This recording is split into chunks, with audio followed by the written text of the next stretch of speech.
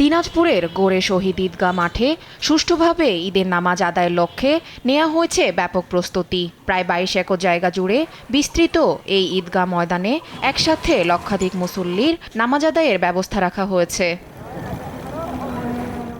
গোরে শহীদ ঈদগাহ মাঠে ঈদুল ফিতরের প্রধান জামাত অনুষ্ঠিত হবে সকাল 9টায়। উৎসবমুখর পরিবেশে শান্তিপূর্ণভাবে ঈদ উদযাপনের প্রত্যাশা সবার। এই ঈদগাহ ময়দানে ঈদের সর্ববৃহৎ ঈদের নামাজ হয়। এখানে আমরা প্রত্যেকবার ঈদের নামাজ পড়ি, এবারও ঈদের নামাজ পড়বো। আসে দেখলাম কাতারের জন্য দাগ কাটা শুরু হয়েছে এবং ইতিমধ্যে সকল কিছু ধোয়া মোছা শুরু হয়েছে। দেশের বিভিন্ন ডিস্ট্রিক্ট থেকে এখানে লোকজন আসে নামাজ পড়ার জন্য। বড় জামাতের সাথে অংশগ্রহণ করতে পারে আমার নিজেকে অনেক ভালো লাগে।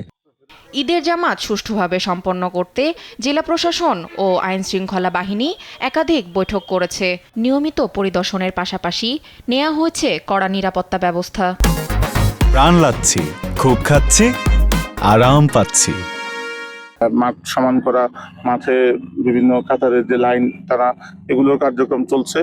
আশা করছি নামাজের আগেই নির্দিষ্ট সময় আগেই আমরা মাঠের সম্পূর্ণ প্রস্তুতি কার্যক্রম সম্পন্ন করতে পারবো। দিনাজপুর জেলা পুলিশের পক্ষ থেকে এখানে সার্বিক নিরাপত্তা ব্যবস্থা অবশ্যই গ্রহণ করা হবে। ইতিমধ্যে কিন্তু আমরা প্রস্তুতি শুরু করে দিয়েছি। আমাদের এখানে 3 স্তর বিশিষ্ট আমরা নিরাপত্তা ব্যবস্থা নিব। তার মধ্যে পোশাকি পুলিশ থাকবে, এর বাইরে কিন্তু আমাদের টহল পুলিশ থাকবে এবং সাদা পোশাকি পুলিশ থাকবে।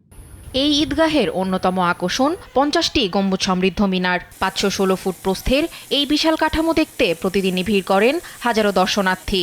শুধু দিনাজপুর নয়, দেশের বিভিন্ন প্রান্ত থেকে মুসল্লিরা এখানে নামাজ আদায় করতে আসেন। তাসফিয়া ইসলাম, নিউজ ডেস্ক, দেশ টিভি।